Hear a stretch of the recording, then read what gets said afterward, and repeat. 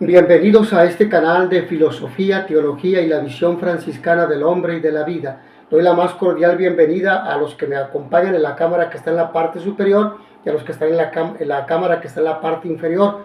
Bienvenidos a todos nuestros hermanos que nos están siguiendo y acompañando. Los veo que tienen cuaderno, pluma y su Biblia a la mano. Muy bien, bienvenidos. Más tarde podrán ver este video en forma diferida en mi canal de YouTube, canal del doctor Jorge Francisco Navarro Torres. Y asimismo aprovecho para comentarles que tengo mi libro de Tiempo de Cuaresma, un libro de 143 páginas que pueden adquirir. Si están interesados en él, me pueden enviar mensaje también al canal de YouTube.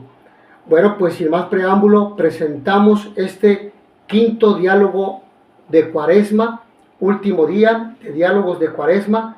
Fueron 5, este es el quinto. Y el nombre de el título de este quinto diálogo es Testigos y Peregrinos de Esperanza. Testigos y Peregrinos de Esperanza. Tiene un objetivo. ¿Cuál es el objetivo? Sostenidos por las promesas de Jesús y fortalecidos por la virtud teologal que recibimos por gracia, asumir la responsabilidad de comunicar esperanza ante la incertidumbre, bajo el modelo y amparo de María, la madre de la dulce espera, la mujer que esperando contra toda esperanza, esperó y recordó las palabras del ángel, recordó las palabras del profeta también, Zacarías, y a ti una espada de doble filo atravesará tu alma. Los símbolos que tenemos para este día: el cirio pascual, que es encendido durante la vigilia pascual, el día que celebramos la resurrección de Jesucristo nuestro Señor, que precisamente significa Cristo vivo y resucitado en medio de nosotros. Significa fe, esperanza, el amor que se vive en la comunidad, el amor que Dios nos comunica, dándonos la nueva vida. Y aquella precisamente expresión de la experiencia pascual que recibimos en el bautismo. Cuando morimos al pecado original, somos hombres nuevos, criaturas nuevas, hijos de Dios, formamos parte de la gran familia de Dios, la Iglesia Católica. Somos sacerdotes, profetas y reyes.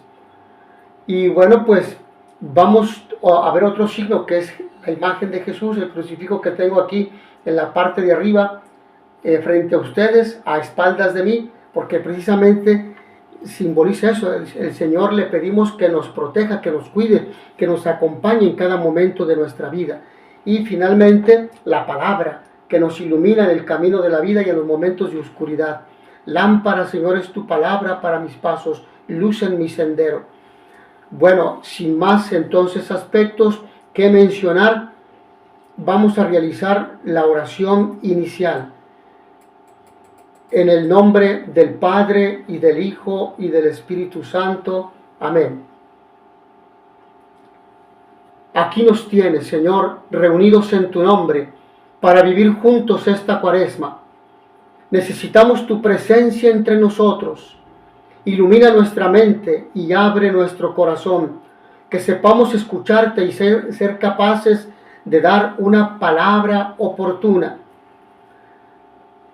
Muéstranos el camino para que en diálogo fraterno podamos crecer en la verdad y en el amor que solamente tú nos puedes dar.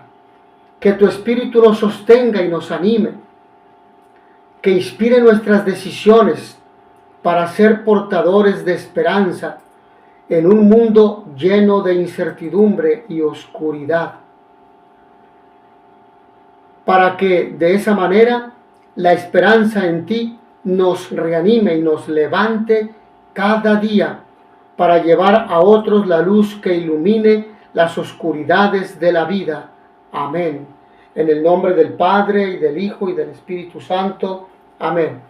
Bueno, pues hemos concluido con la oración y quisiera invitarlos a que, colocando la mano izquierda en el pecho, en el corazón, pongamos ahí todas las cosas que nos preocupan, todas las situaciones difíciles, críticas de nuestra vida, los problemas familiares, personales, laborales, existenciales, la falta de fe, la falta de entusiasmo para continuar sirviendo en nuestras comunidades, los problemas con la pareja, con los hijos, con nuestros padres, con nuestros vecinos, en nuestros ambientes laborales, educativos, políticos, religiosos. Pidámosle por tantas situaciones de inseguridad que imperan en nuestras patrias, en nuestras naciones, en nuestros estados, en nuestras ciudades. Todo eso pongámoselo con la mano izquierda en las manos de Jesús. Señor, te entrego todo lo que me impide escucharte con atención y seguirte con fidelidad. Te entrego mi frialdad y tibiez, mis errores y mis pecados que confesaré el día de mañana en la confesión.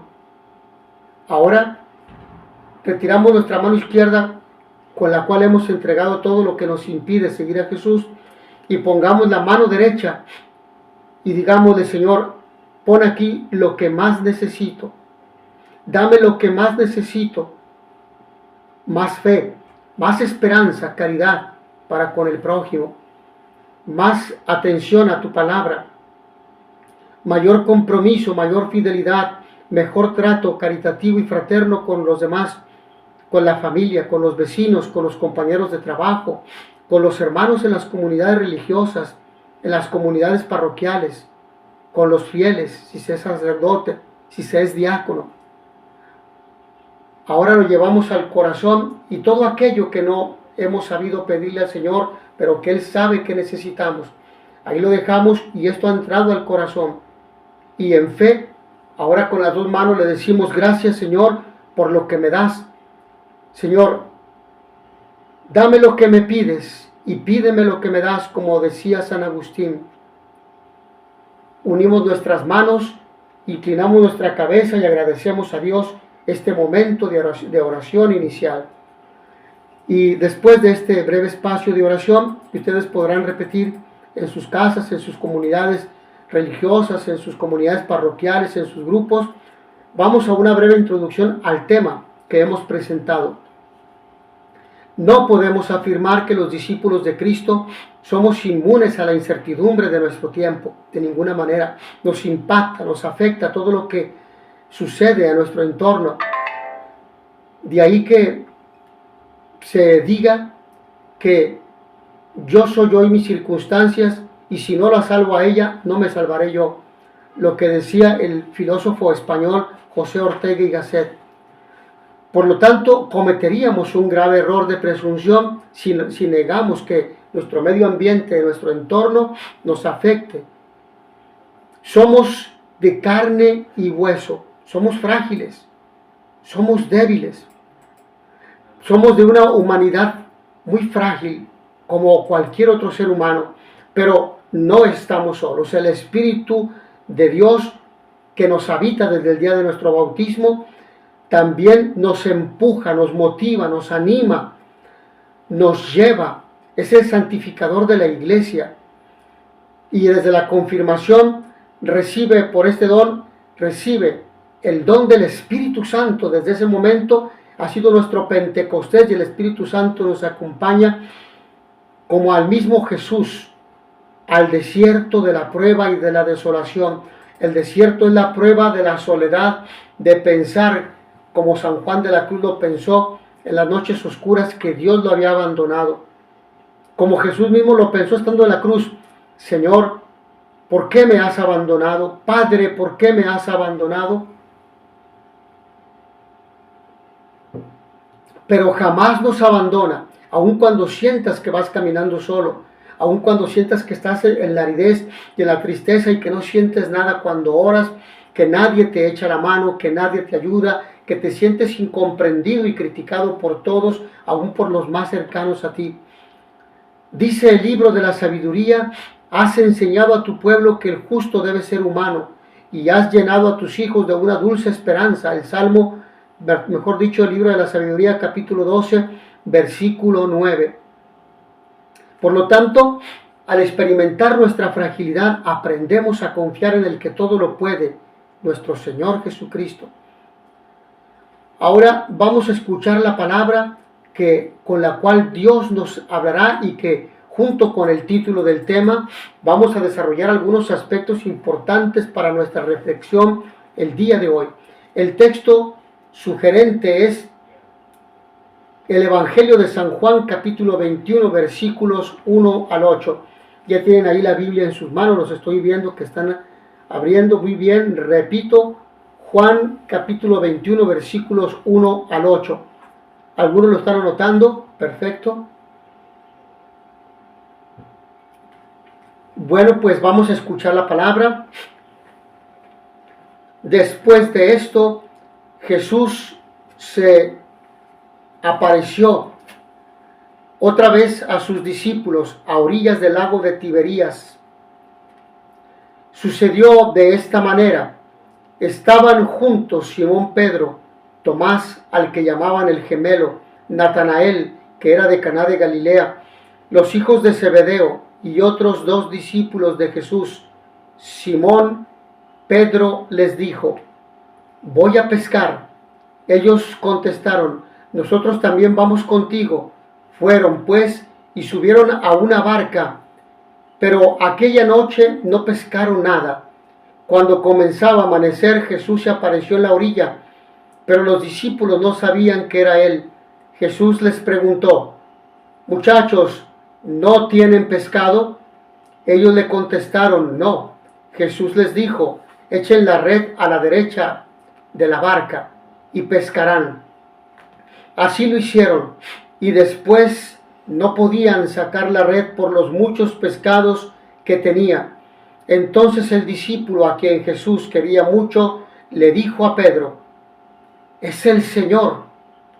Apenas oyó Simón que era el Señor, se vistió porque estaba sin ropa y se tiró al agua.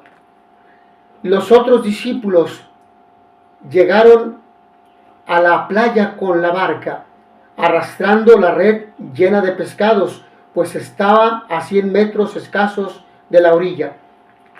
Palabra de Dios. Te alabamos, Señor.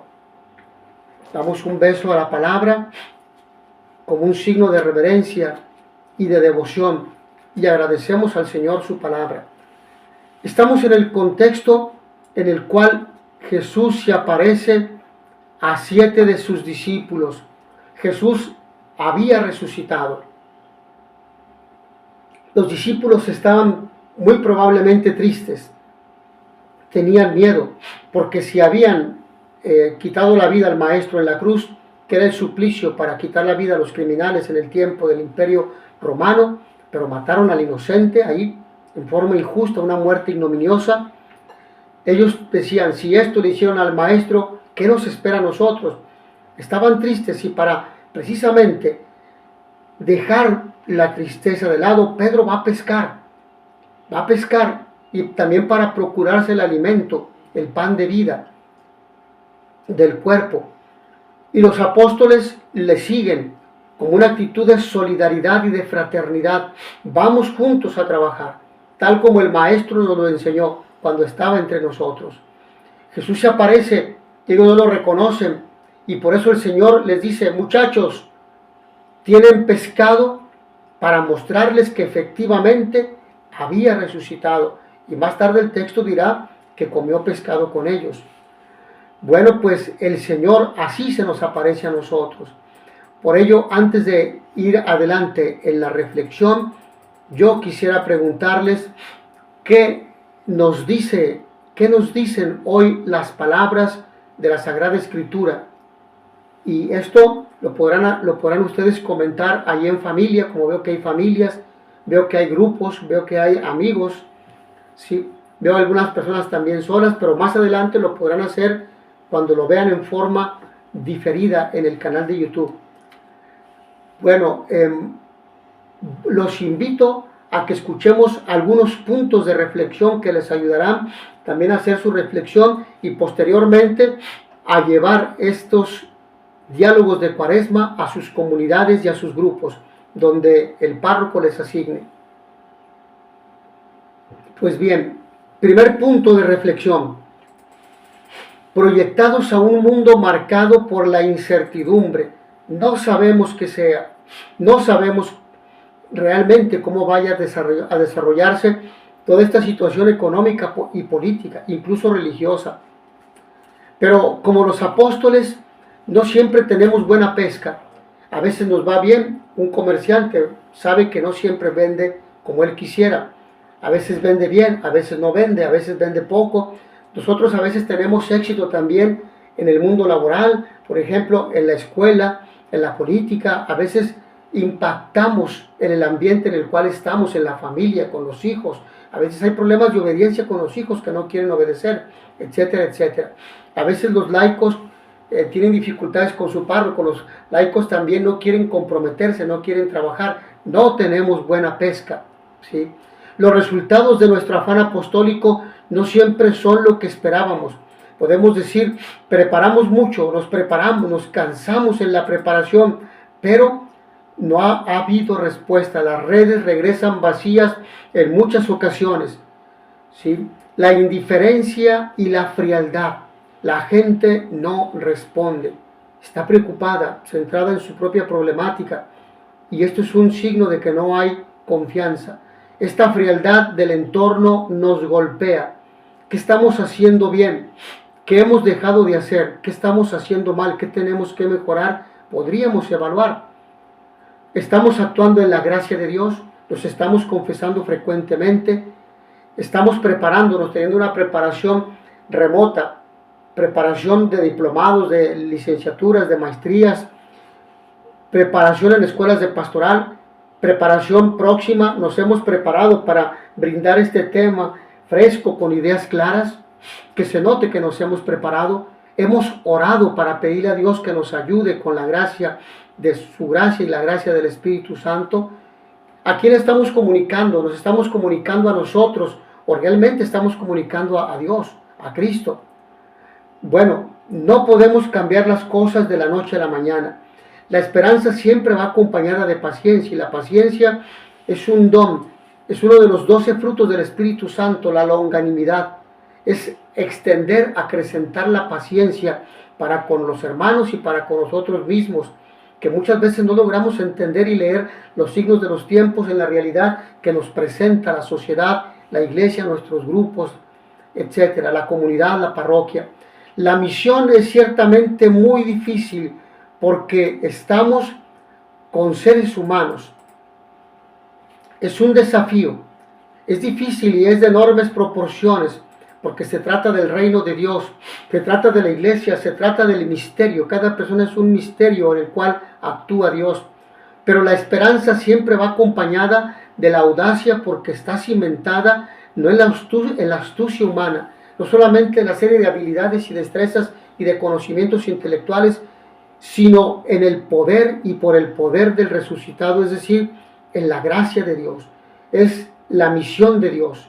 Nosotros solamente le prestamos nuestras manos, nuestra voz, nuestros ojos, nuestros pasos para caminar, como bien decíamos y escuchamos aquel burrito que entra, lleva a Jesús, porta a Jesús a la entrada de Jerusalén, en la entrada triunfal que estaremos proclamando el Domingo de Ramos y luego el Viernes Santo. Así nosotros somos ese burrito que llevamos a Jesús. Y me recuerdo, a propósito de este punto, aquella capilla del sur de España, cuando estuve en aquella región hace algunos años, donde fue derruida en su totalidad. Nada más quedó la imagen del crucifijo, lo único que se destruyó fueron los brazos. Y la comunidad se reunió y dijo, ¿qué hacemos? ¿Lo mandamos reparar o lo dejamos así? Y la comunidad tomó la determinación de que tenía que quedarse así, porque dijeron, así lo vamos a dejar. Y vamos a poner en la parte de arriba un letrero que va a decir, este Cristo no tiene manos, porque sus manos somos nosotros. Qué interesante. Nosotros somos las manos de Cristo. Nosotros lo comunicamos, lo llevamos, hablamos. Nosotros expresamos el mensaje de Dios con nuestra palabra y con nuestra vida, con nuestros actos. Por lo tanto, no debemos de perder de vista esto. Y esa es nuestra esperanza. Esa es nuestra esperanza, que siempre está acompañada del poder de Dios. Por eso el resucitado, así como les dijo a los apóstoles, también nos dice a nosotros, echen la red a la derecha de la barca. Y la red salió llena, repleta de pescados. Por eso la invitación es a apoyarnos en las promesas de Jesús y en la fuerza del Espíritu Santo que nunca nos defraudan.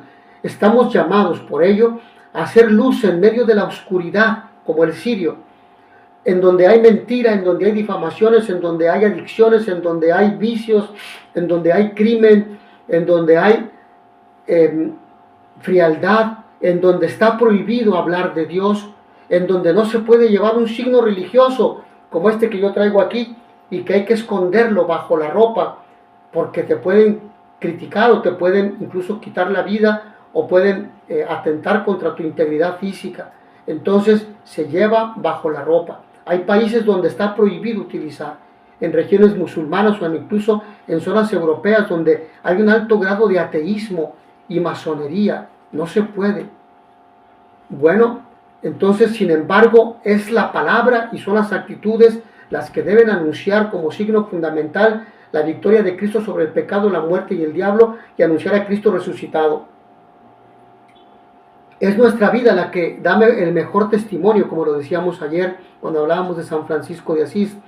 Pero nosotros estamos llamados a ello, a hacer luz en la oscuridad y también a reconocer que existen destellos de luz.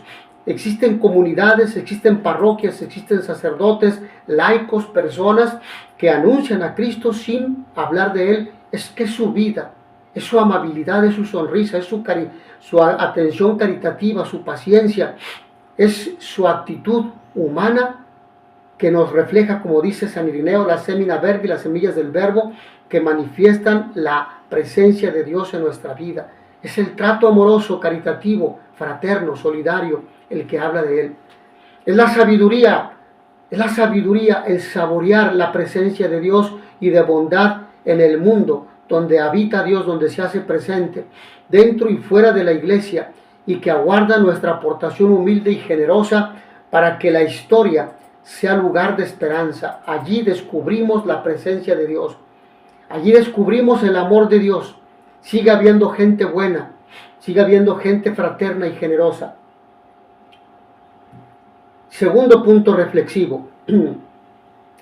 Las virtudes y los dones del Espíritu, dinamismo del testimonio misionero. Cuando el catecismo de la Iglesia nos habla de la virtud de la esperanza, nos aclara que es un don, es un regalo que Dios hace al hombre. Es una gracia, es gratuidad, no tiene costo. Dios los da a todos como Él quiere y en la medida que Él quiere. Es un regalo del Espíritu de Dios que nos capacita para esperar, para confiar y para perseverar a pesar de las adversidades. Cuando la Madre Teresa de Calcuta dijo en la India, aquí haremos un hospital para un leprosario, para nuestros hermanos enfermos de lepra, le preguntaron, Madre Teresa, ¿ya tiene el dinero? Dinero no hay, por el dinero no se preocupen, no hay. Pero si Dios lo pidió, porque lo ha suscitado en mi corazón, Dios nos dará los medios. Y así fue. Por lo tanto, esperar la vida eterna. Somos caminantes, somos la iglesia militante que va en este mundo. La única causa de nuestra estancia en el mundo es ganar el cielo. Y mientras vamos aquí en la tierra, hay que amar, hay que esperar, hay que confiar en Dios, hay que hacer todo el bien que se pueda. Confiar en las promesas y perseverar en las promesas de Dios. Y perseverar en la lucha hasta el fin, porque el que se mantenga fiel hasta el final recibirá como premio la vida eterna. Es promesa del Señor. El que cree en Cristo ya tiene el germen, la semilla, las arras de la vida eterna. Así como la palabra jamás regresa sin realizar el fruto que Dios desea, así como la lluvia cae y germina la tierra, genera nueva vida, así la palabra genera la vida de Dios en nosotros, que nosotros expresamos con actos, que nosotros manifestamos con nuestra vida, una vida de fe, de esperanza y de caridad en torno a los hermanos, para acrecentar el reino de Dios. Es la única manera de hacer presente el reino de Dios, amando a Dios y los hermanos, especialmente los más necesitados y los más alejados.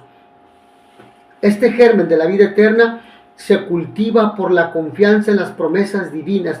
Hemos de creerle a Dios, aunque la situación esté difícil, conflictiva, aunque haya crisis de toda índole, económica, política, social, de persecución. Dios se hará presente como siempre lo ha hecho. Dios se hizo presente en medio, en la nada, en la oscuridad, e iluminó con su presencia como un faro la oscuridad de la incredulidad. Cuando aquellos discípulos iban caminando entristecidos porque pensaban que todo había fracasado y todo se había acabado con la muerte de Jesús en la cruz, el Señor les explicó las Escrituras y partió el pan. Y es en la palabra, en la proclamación de la palabra y en la fracción del pan, donde los discípulos de Maús lo reconocen y regresaron a avisar que el Señor había resucitado.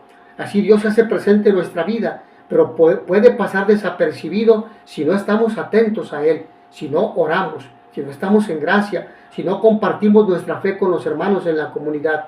Si no hay confianza, la esperanza se detiene. Tenemos que aprender a confiar en Dios, tenemos que aprender a abrir nuestro corazón, tenemos que aprender a confiar en los demás párrocos, aprender a confiar en sus diáconos y diáconos también, aprender a confiar en los fieles, aprender a confiar en los hermanos, en que cada uno realizará la misión que Dios le pide, siempre con un carácter importante, sinodal, juntos, caminando juntos. Y esto es fundamental porque el Papa nos lo ha pedido, caminando juntos como peregrinos de esperanza. Y las promesas de Dios a veces nos pueden desconcertar porque van más allá de los pronósticos humanos y de todo cálculo terreno. Medimos intelectualmente, pero no nos fiamos de Dios. Lo que les pasó a los discípulos: ¿cuántos panes hay? ¿Cuántos peces hay? 5 panes y 2 pescados. Señor, ¿pero qué vas a hacer con ello? Manda a la gente para que vaya a comprar a los caseríos y pueda alimentarse, porque han estado todo el día escuchando la predicación. Tráigame aquí los panes y los pescados. No creían porque todo el cálculo era terreno, era mental, era fundamentado en las propias posibilidades humanas.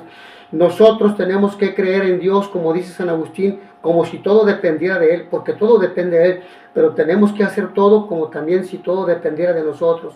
Entonces, gracia de Dios y esfuerzo humano para que se logren los propósitos pastorales. Por eso, quienes confiamos en las promesas, damos la impresión de estar locos o alucinados por fantasías extrañas. La confianza despierta las energías, la fuerza, la fortaleza espiritual de la perseverancia para obtener los bienes prometidos.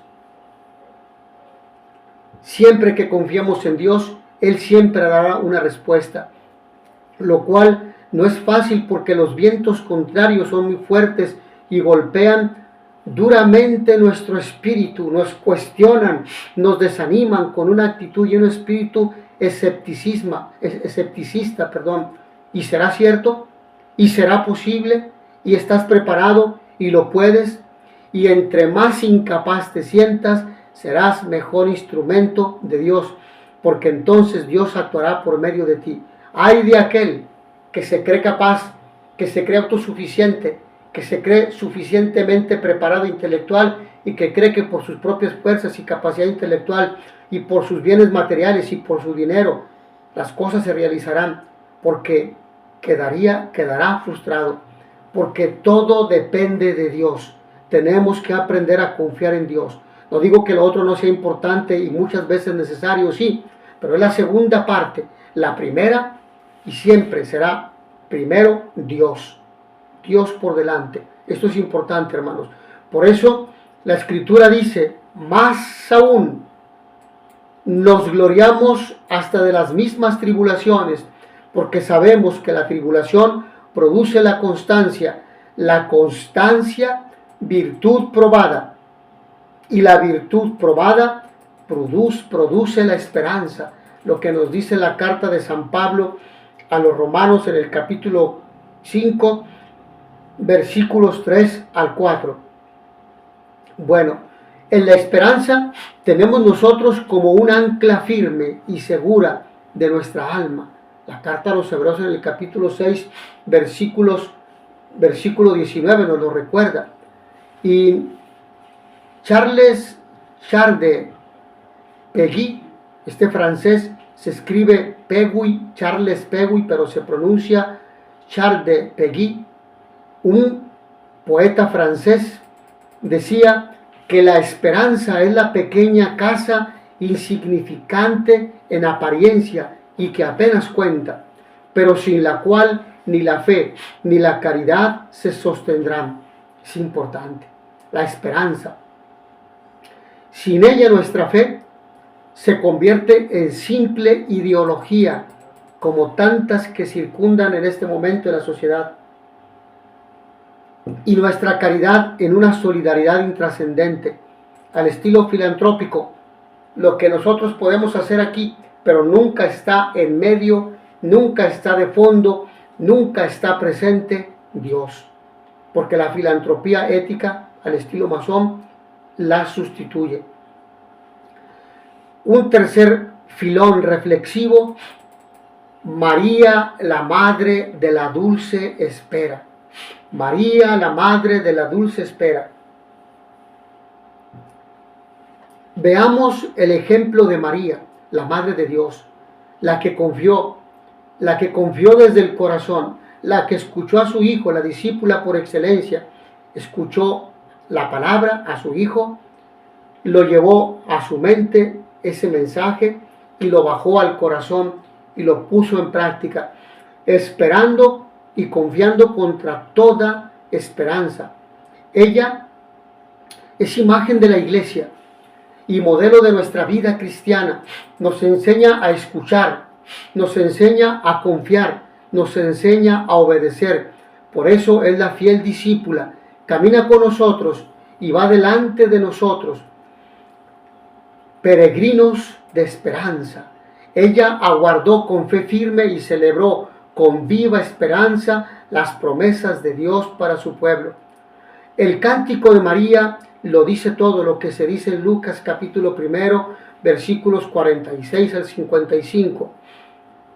Mujer que canta la esperanza cumplida. El cántico de María, que es el que rezamos en las vísperas: proclama mi alma la grandeza del Señor, se alegra mi espíritu en Dios mi Salvador, porque ha mirado la humillación de su esclava. Desde ahora me felicitarán todas las generaciones, porque el poderoso ha hecho obras grandes por mí. Su nombre es santo y su misericordia llega a sus fieles de generación en generación. El cántico de María.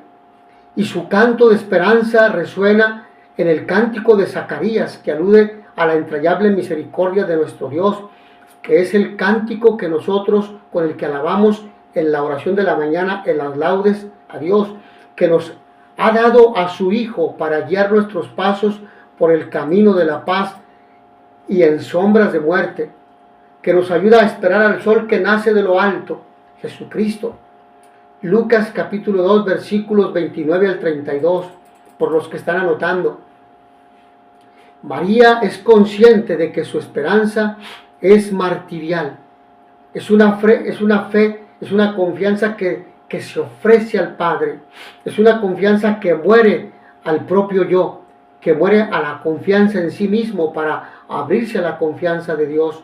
Y eso es fundamental, que antecede la confianza en Dios que la confianza en los demás, porque es el fundamento para el aprendizaje de la confianza en el otro, como lo expresa la profecía de Simeón: una espada te atravesará el corazón, Lucas capítulo 2, versículo 35. Frente al desprecio por la vida que viene del mundo, hoy ha tomado fuerza una devoción a la Virgen de la dulce espera. Hoy está en crisis la vida. El 10 de diciembre de 1945 se anunció en palabras de la ONU que el valor y el derecho fundamental en el mundo era la vida. Actualmente está en crisis. Actualmente la vida pasa por 5 elementos que han convertido al hombre en el principal depredador del hombre: la pena de muerte, la eutanasia, la eugenesia, el suicidio y el aborto. Son las 5 formas de muerte legalizadas, lamentablemente, que ponen en crisis la vida y también la permanencia de la humanidad. Sin embargo, nosotros no nos desanimamos, porque en María está simbolizada, se simboliza la esperanza en una mujer que mira con gozosa espera su vientre embarazado, de un embarazo avanzado, lo cual nos remite de inmediato a la escena de la visitación de María a su prima Santa Isabel.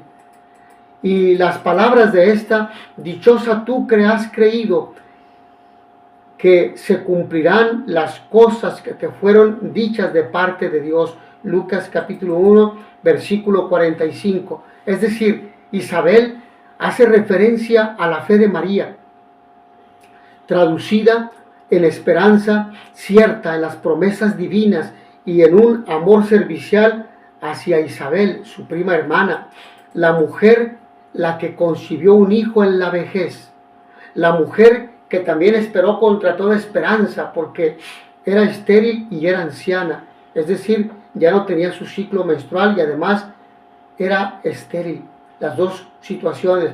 Pero esto denotan la acción de Dios, denotan el deseo de confiar en Dios, pero sobre todo la acción de Dios para suscitar en el corazón humano la fe y la esperanza, la confianza en que lo que Dios promete lo cumple. Con su palabra silenciosa, ella nos dice que toda su vida fue un esperar confiado, más allá de lo que los sentidos le pudieran decir.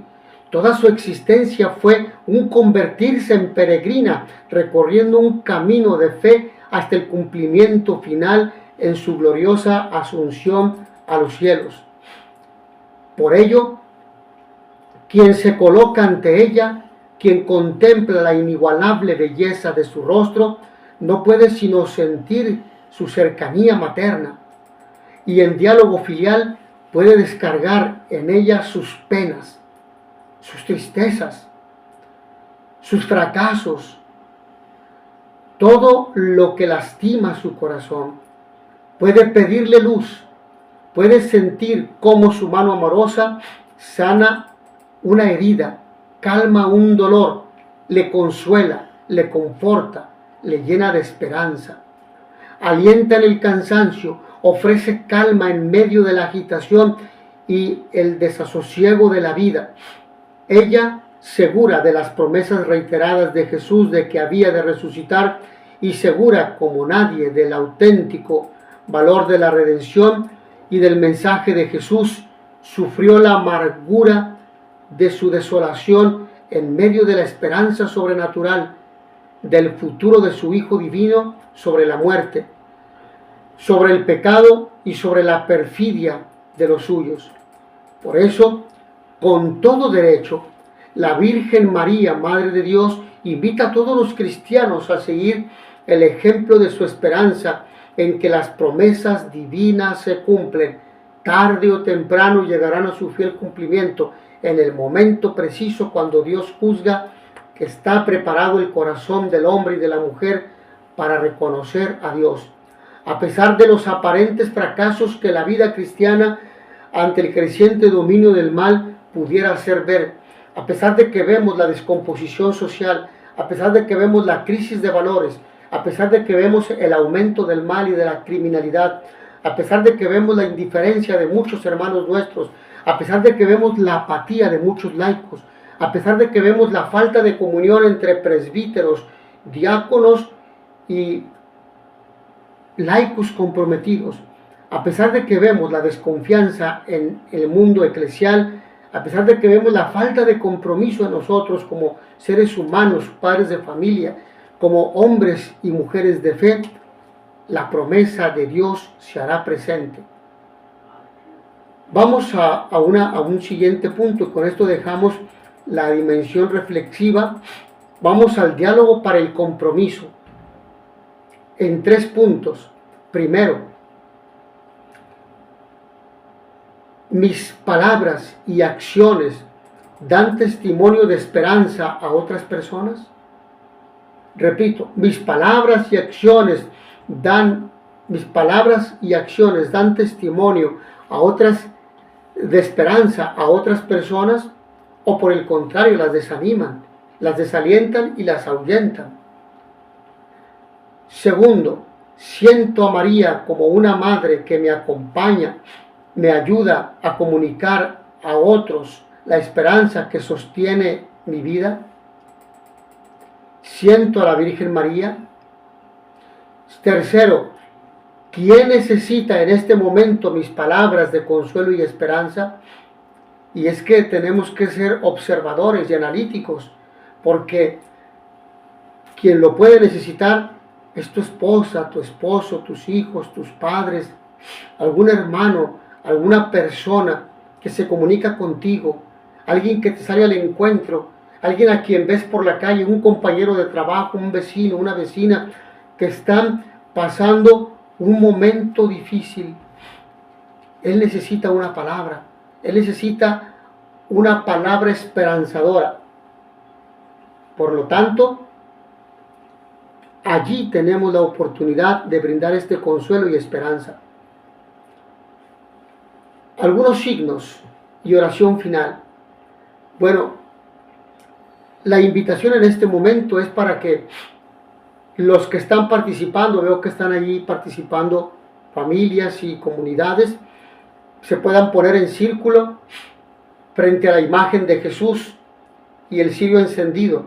Lo pueden colocar en una mesa al centro y ustedes en torno al cirio y a una imagen de Jesús, un crucifijo que lo puedan colocar allí.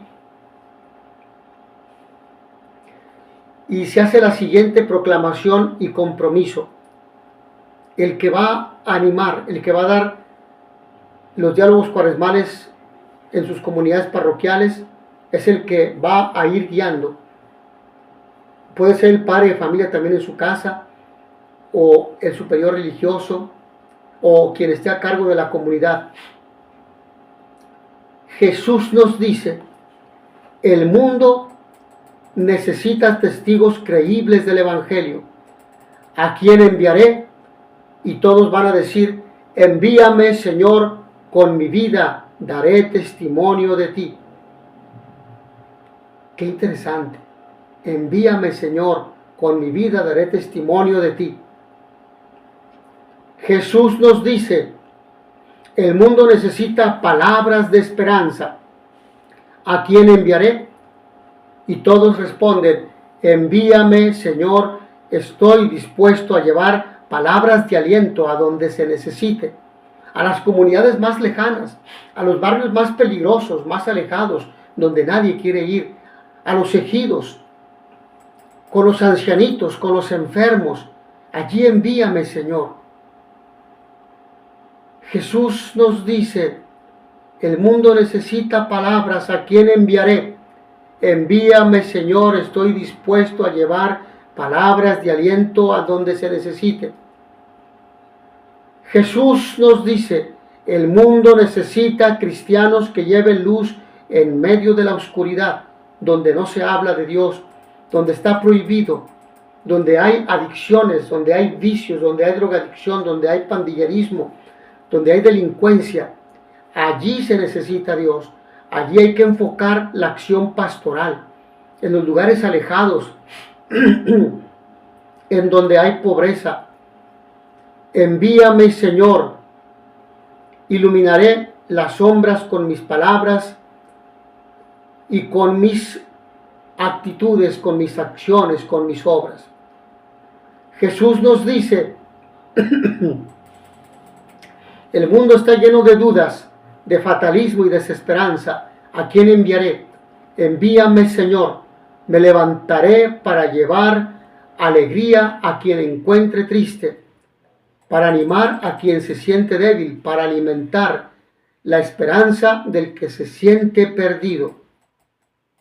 Bueno, después de haber hecho esta proclamación, vamos a hacer la oración final con la cual concluimos este quinto diálogo de Cuaresma y concluimos esta sesión o esta temática de 5 diálogos cuaresmales 2025. En el nombre del Padre, y del Hijo, y del Espíritu Santo. Amén. Felices quienes viven entregados al servicio de hacer presente el reino, sembrando vida y esperanza.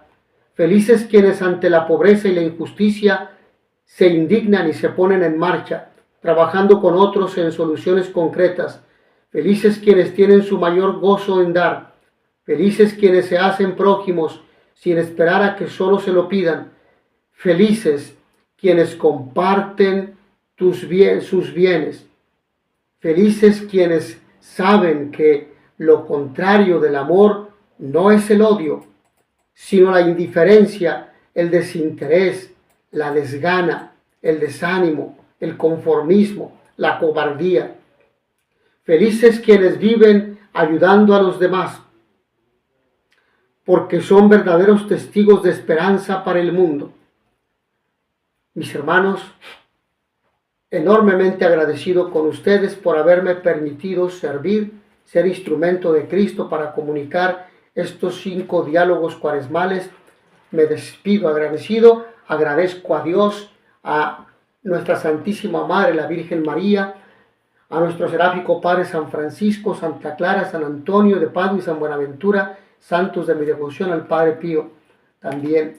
Gracias, que Dios los bendiga a todos. Ánimo a todos ustedes que me están viendo en este momento y que me verán más tarde por YouTube, a las familias, a todos mis amigos, a todas las personas, hombres y mujeres de buena voluntad, agentes de pastoral, laicos, catequistas de las diferentes comunidades y parroquias en los estados de México, que me están viendo aquí en algunos estados de México.